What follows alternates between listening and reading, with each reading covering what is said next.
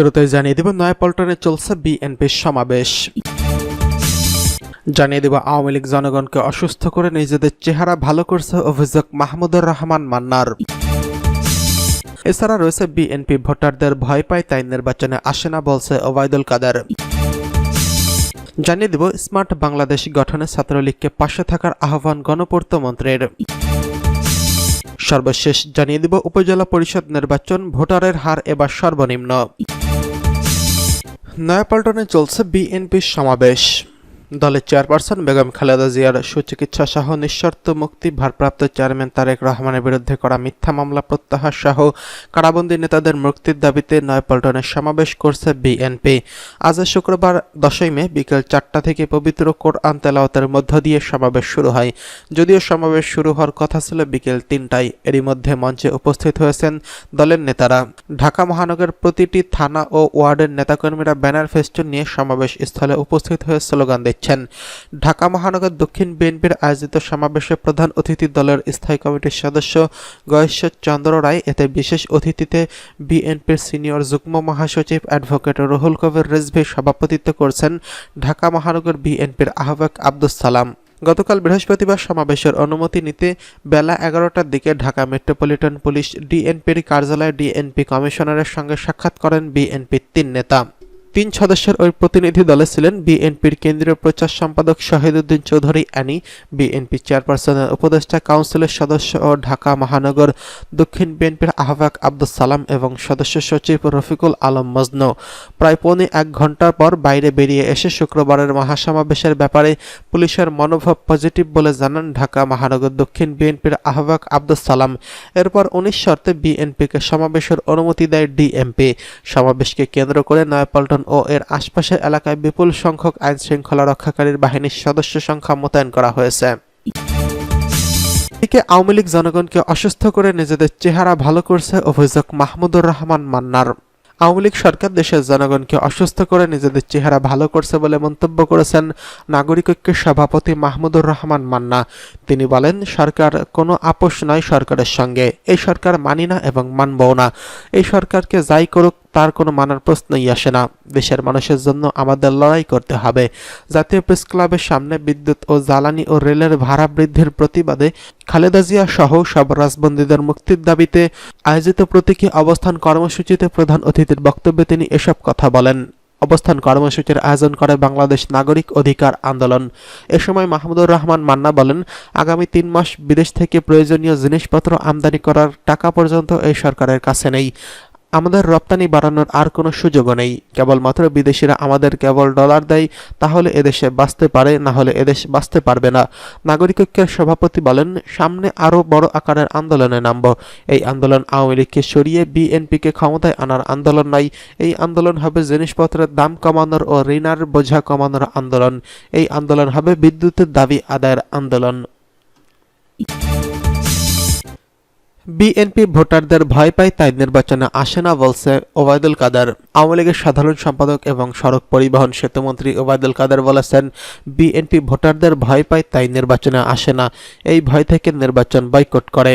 শুক্রবার 10 মে বিকেলে রাজধানীর বঙ্গবন্ধু অ্যাভিনিউয়ে আওয়ামী লীগের কেন্দ্রীয় কার্যালয়ে এক যৌথ সভার শুরুতে সাংবাদিকদের এসব কথা বলেন। ওবায়দুল কাদের বলেন, আন্দোলন ও নির্বাচন ঠেকাতে ব্যর্থতা। এই ব্যর্থতার পর বিএনপি আবারও আন্দোলনের নামে বিশৃঙ্খলা ও সন্ত্রাস সৃষ্টির পায়তারা করছে।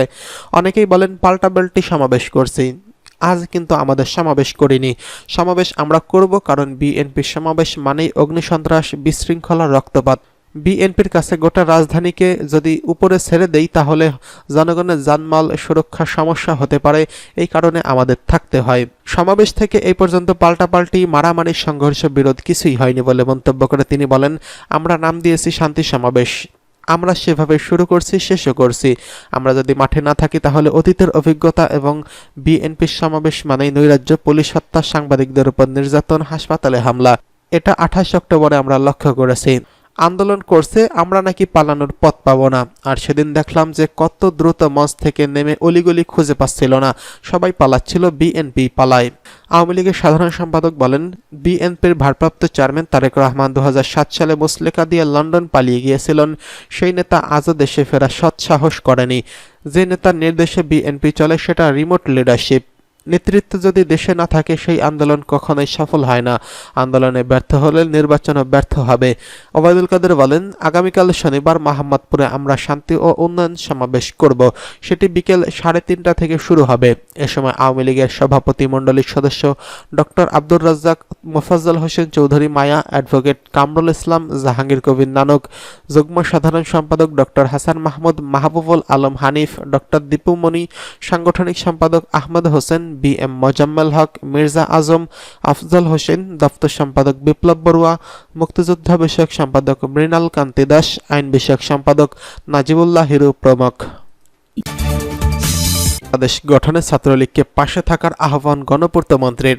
গৃহায়ন ও গণপূর্ত মন্ত্রী ওবায়দুল মুক্তাদির চৌধুরী বলেছেন, দেশের মানুষ আর দুর্দিন দেখতে চায় না, তাই ছাত্রলীগের ঐতিহ্যের ধারা অব্যাহত রেখে দেশের অগ্রযাত্রাকে এগিয়ে নিতে হবে। প্রধানমন্ত্রী শেখ হাসিনার ভীষণ স্মার্ট বাংলাদেশ গঠনের লড়াইয়ে ছাত্রলীগ সর্বোত্তভাবে পাশে থাকার আহ্বান জানাই। শুক্রবার 10 মে দুপুরে ব্রাহ্মণবাড়িয়া জেলা ছাত্রলীগের কর্মী সভায় প্রধান অতিথির বক্তব্যে এসব কথা বলেন তিনি। গণপূর্ত মন্ত্রী বলেন, শোষণমুক্ত সাম্প্রদায়িক, অসাম্প্রদায়িক ও গণতান্ত্রিক পথ অনুসরণ করে বিএনপি প্রতিষ্ঠার পর থেকে বাংলাদেশ ছাত্রলীগ করে যাচ্ছে। সব মানুষের অধিকার সুসংহত করে ধর্মনিরপেক্ষ রাষ্ট্র বিনির্মাণে বঙ্গবন্ধুর আদর্শকে ধারণ করেই এই সংগঠন এখনও এগিয়ে যাচ্ছে। শহরে বঙ্গবন্ধু স্কয়ারে আয়োজিত সভায় জেলা ছাত্রলীগের সভাপতি রবিউল হোসেন রুবেলের সভাপতিত্বে এ সময় স্বাগত বক্তব্য দেন জেলা ছাত্রলীগের সাধারণ সম্পাদক শাহাদত হোসেন শোভন। বিশেষ অতিথি ছিলেন জেলা আওয়ামী লীগের সিনিয়র সহসভাপতি মোহাম্মদ হেলাল উদ্দিন, সহসভাপতি মোহাম্মদ হেলাল উদ্দিন, সাধারণ সম্পাদক মাহবুবুল বারী চৌধুরী মন্টু এবং কেন্দ্রীয় ছাত্রলীগের সহসভাপতি সুরাব মিয়া এবং তামান্না জেসমিন রিভা প্রমুখ উপস্থিত ছিলেন। এদিকে সভাকে ঘিরে ছাত্রলীগের কেন্দ্রীয় কমিটির বিভিন্ন স্থান থেকে ব্যানার, ফেস্টুন ও প্লাকার্ড নিয়ে মিছিল করে সমাবেশ অংশ নেয়।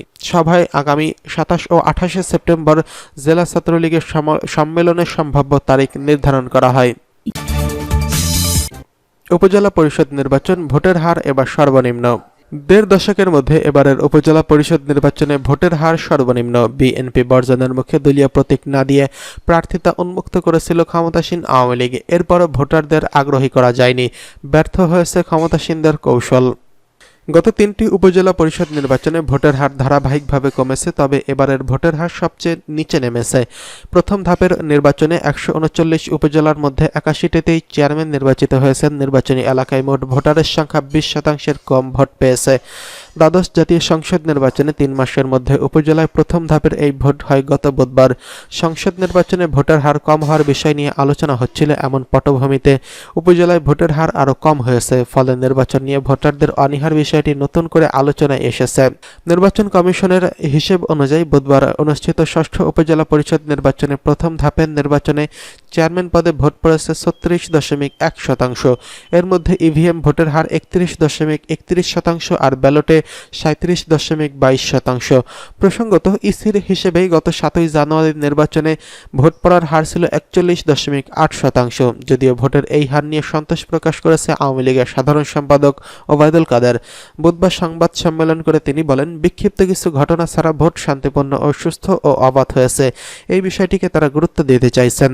তবে নির্বাচন পর্যবেক্ষক ও বিশ্লেষকরা মনে করেন, ভোট থেকে মুখ ফিরিয়ে নিচ্ছেন মানুষ, যা গণতন্ত্রের জন্য উদ্বেগের। এই পরিস্থিতির দায়ী কার, সেই প্রশ্ন তুলছেন তারা।